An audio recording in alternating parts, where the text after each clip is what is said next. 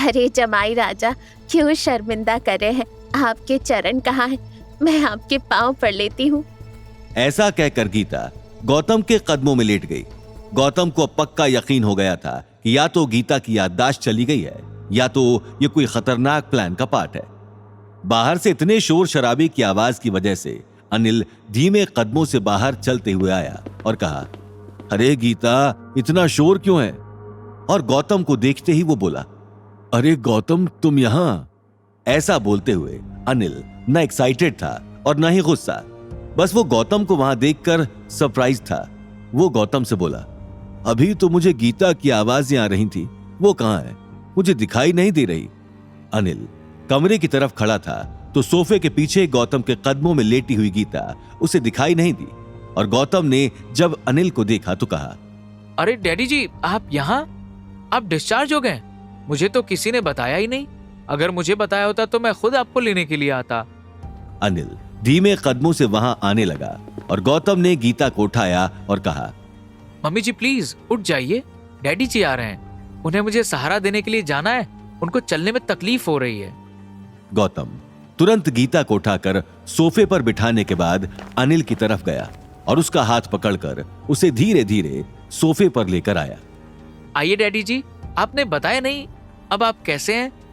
उधर ऊपर वाले कमरे में अवनी को आवाजें आ रही थी कि गौतम नीचे आ चुका है, लेकिन वो गौतम के सामने आना नहीं चाहती थी और वो गुस्से में अपने कमरे में चक्कर मारने लगी और मन में कहा, आखिर क्यों आया है ये? मैं इसकी शक्ल तक नहीं देखना चाहती और ये मेरे पीछे पड़ा हुआ है। जो भी हो, मैं इस कमरे से बाहर नहीं निकलूंगी। वहीं नीचे अनिल ने गौतम को जवाब देते हुए कहा, मैं ठीक हूं बेटा, मुझे लगता है तुम भी एकदम ठीक होगे। देखो, मुझे गीता ने बताया जो कुछ भी हुआ, लेकिन ये तो ठीक नहीं है ना कि तुम दोनों तलाक ले लो।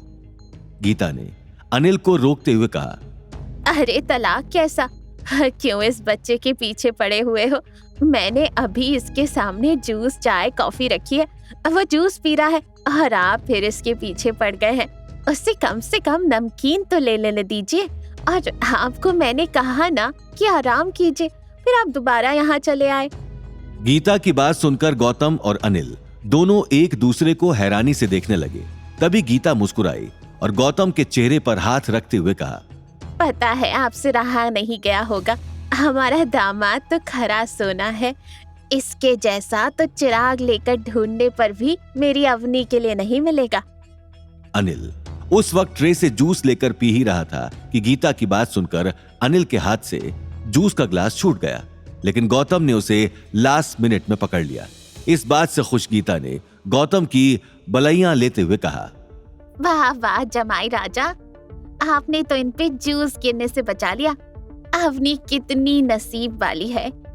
अनिल अभी भी गीता के कारण शॉक में था, लेकिन अब गौतम को अवनी के पास जल्द से जल्द जाना था। गीता ये सब क्यों कर रही है, वो ये गुत्थी बाद में भी सुलझा सकता था। वहीं गीता मन ही मन खुश हो रही थी ये सोचकर कि उसका प्लान काम कर रहा है। दरअसल कुछ टाइम पहले जब गीता अनिल और अवनी के साथ घर आ गई थी, गीता ने सौरभ को कॉल किया था ये जानने के लिए कि उनके जाने के बाद पार्टी में क्या हुआ। सौरभ ने उसे एक एक बात बताई कि किस तरह दीपशिखा गौतम के साथ टेंट में गई, उसके बाद रिया आई और गई, लेकिन सबसे इंपॉर्टेंट बात उसने ये बताई कि कैसे गौतम से मिलने के बाद ही दीपशिखा उनकी डील के लिए मान गई। अपनी बात खत्म करते हुए सौरभ ने कहा, भाभी, मुझे लग रहा है कि ये गौतम कुछ और ही चीज है। हमारे लिए ये बेशक नाकारा निखट्टू हो, लेकिन अमीर तितलियों के लिए ये बहुत इंपॉर्टेंट है और इस बात का हम फायदा उठा सकते हैं। सौरभ ने स्कीम को एक्सप्लेन करते हुए कहा, देखिए भाभी, मैंने प्लॉट्स तो ठीक ठाक रेट पर उससे खरीद लिए हैं, लेकिन अब मेरे पास एक कॉन्ट्रैक्ट है जिसमें अगर हम मित्तल खानदान के साथ डील करते हैं और हमारी पार्टनरशिप होती है तो 80% प्रॉफिट अग्रवाल इंडस्ट्रीज को होगा। और आप जानती हैं कि 80% प्रॉफिट होने का क्या मतलब है, और मैं आपको वादा करता हूं कि उसमें से 50% प्रॉफिट मैं आपको दूंगा। अब गौतम घर आने के लिए निकल गया है, मेरी बात मानिए तो उसका अच्छे से इस्तेमाल कीजिए। हमें इस वक्त गौतम को अपनी मुट्ठी में रखना बेहद जरूरी है, तो अपना वो जो तीखा रवैया है ना, उसे कंट्रोल करिए। मैंने भी दीपशिखा के आगे गौतम को बहुत मक्खन लगाया है और मैं नहीं चाहता कि मेरी मेहनत बर्बाद हो।